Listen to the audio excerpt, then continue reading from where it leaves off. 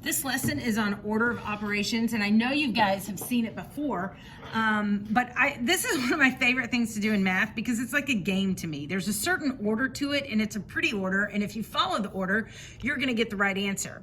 But these are also really complicated because you can't check your answer, which makes it miserable because it's either all wrong or all right. It's just, are you following the instructions? So I'm going to go over steps to following the orders of operations, and this is nothing new. It is, what is it? First of all it is, it's rules to follow when simplifying an expression that consists of multiple operations. So they're rules. Big rule follower. All right, and you've seen these, PEMDAS. So what does P stand for? It's parentheses and other grouping symbols, like brackets. Okay, E stands for exponents. And the opposite of exponents is radicals. So it's actually exponents and radicals. And then, of course, multiplication, division. And when it's just down to multiplication and division, you always read left to right. That's really important, and that's where students get confused. And then, see, this is where addition and subtraction, I just say combining terms, positive and negative integers. So if it's addition and subtraction, you can read it as left to right. But remember, if you read it as integers, like negative integers and positive integers, you can do it in any order because of the commutative property, and we'll talk more about that. All right, so let's do some of these together. I love these. I could do all of them, and it never hurts to get practice, but I'm just going to do the left-hand column. So on this one, I have, please excuse my dear Aunt Sally, so division comes first. So I'm going to divide 50, so look at here, I'm sorry, division and multiplication. You've got division and you have multiplication. Well, which one do you do first? When it comes down to two of them, you must do this first, division first. So 54 divided by 3 is 18. So here we have 7 plus 18 times 2. Natural instinct wants us to distribute this, 3 times 2, but that's not the order of operations. So division first, then multiplication. Now you have addition and multiplication. We do multiplication first. So I get 36. 7 plus 36 is going to be 43. And a box of my answer. All right, let's look down here. So I can evaluate these guys separately. So this is 81, that's an exponent. I get 81. And then I can evaluate this absolute value of negative 18, which is 18. So I evaluated those, and then I'm gonna rewrite the problem. And that's minus. So I evaluated that negative become positive, but don't forget about that negative. Now I have division. So I'm gonna divide, 28 divided by 4 is 7. And I get 81 plus 7 minus 18. So, you know, if you treat this as a negative integer and these are positive integers, it doesn't matter the order in which you do it. I have 7 and a negative 18, which is negative 11. And then I can do 81 minus 18, minus 11 in my head to give me 70. You could do 81 plus 7 is 88. And then 88 minus 18, still gonna give you 70. All right, number 5. So I look inside the parentheses, I'm gonna do that first. 9 minus 5 is 4. So I get 4 cubed minus, and I'm gonna keep these in parentheses for now, because you got 2 things to do here. So once inside those parentheses, which operation do I do first? You've gotta do multiplication. And so a negative 6 times a positive 2 is a negative 12. So now we have 18 and a negative 12. 18 and a negative 12 is a positive 6. So now I have 4 cubed minus 6. And 4 cubed is going to be 4 times 4 times 4, which is 64. And 64 minus 6 is 58.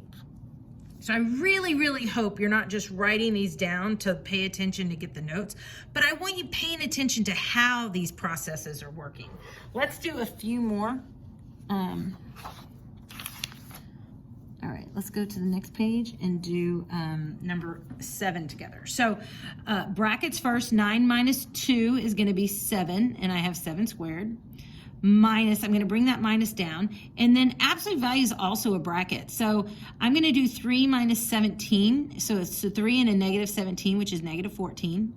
And I'm going to evaluate that absolute value. The absolute value of negative 14 is just 14, but that negative comes down because it was outside the absolute. And then I just tack on that 4. And now 7 squared is 49 minus 14 plus 4. And I can do any order as long as I read it as positive and negative integers. So negative 14 and positive 4 is a negative 10, and 49 minus 10 is 39. So 39 would be my answer. All right, when you have fractions, you treat the numerator as a certain problem and the denominator as a certain problem. And then at the end is when you look there. So I'm going to take this numerator and I'm going to do what's up here first. Exponents, of course, is first. And I have 4 to the 3rd power. Notice that negative is not inside brackets. So I am just evaluating 4 to the 3rd. And 4 to the 3rd power is 64 because it's 4 times 4 times 4. So I get 18 minus 64 plus 25. And again, it's a 18 and a negative 64 and a positive 25. So any order you want to do it, you can. But when you do, your final answer for the numerator is going to be negative 21. I know it's negative because I have more negatives. I have 64 negatives and I have 44 positive. So I know I have 21 more negatives. Okay, and then downstairs, I'm going to evaluate. I get 5 squared, which is 25. I have that minus, and 28 minus 25 is 3. And then negative 21 divided by 3 is negative 7. So negative 7 becomes my answer. One way in which to do these is, since we're going to do them and you have to have them in your notes anyway, is you can pause it and then do the problem and then see if we get the right answer. So you can pause 11 and then tune back in after you get it and see what we get. All right, so I'm going to do parentheses first, and I get 5 minus 2, which is 3. So now I have 2 to the 7th minus 3 to the 3rd plus 3, because I'm doing this top part first. I'll do the bottom part over here. And so 2 to the 7th is 2 times 2 times 2 times 2 times 2 times 2 times 2, and that is 128. And then 3 to the 3rd is 3 times 3 times 3, which is 27. And then you bring that subtraction sign down, that negative sign, and then of course you tack on that positive 3. Here you do it in any order. 128 minus 27 is 101. 101 plus 3 is 104. So that top number is going to be 104. Kind of follow me through. I'll do the bottom piece over here. 12 minus 7 times 2. Multiplication first. So negative 7 times positive 2 is a negative 14. And then of course we have 12 minus 14, or 12 and a negative 14 to give me negative 2, and that was the denominator. So 104 divided by negative 2 is negative 52, and negative 52 is my answer. All right, let's take a look at number 13. We got all these kinds of fractions going on. That's good. More work with fractions, love it. So I have exponents first. So 2 to the 3rd squared is just 2/3 times 2/3. And remember, we multiply straight across, so I get 4/9. So I'm going to rewrite this first. Plus 4/9. Okay. So what operation do we do first? We do multiplication. So here, I'm going to multiply, and I'm going to cross reduce. So first of all, I have a negative times a positive, so I know it's going to be negative. I'm going to cross reduce 7 and 14, and I'm going to cross reduce 6 and 9. 3 goes into both of those. And then when I multiply straight across, 1 times 3 is 3, and 2 times 2, 7 goes into both of those. So 2 times 2 is 4. So now I have 1/3 minus 3/4 plus 4/9. And here it doesn't really matter the order in which you do it. Remember, when you add and subtract, you want to find common denominators. So my common denominator between all of these is going to be 36. So I can, again, I like to write top to bottom, 1/3 minus 3/4 plus 4/9. And all of this is going to be 36. because 3 times 4 is 12. 9 doesn't go into 12, so then I double it, 24. 9 doesn't go into 24, then I double it again, and then 9 does go into 36. That's how I'm arriving at 36.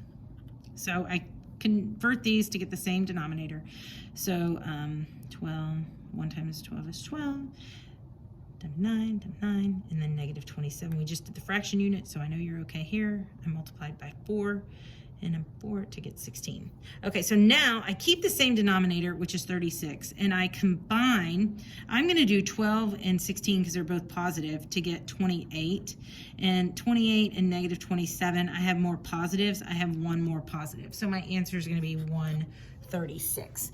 So these are fun. I love these, and they're fun and they're hard at the same time because you can't check your answer. So honestly, the best way to get better at these is practice, practice, practice, practice. So there's a lot of practice ones left, and then of course we'll do some in class, but ask me questions if you have any.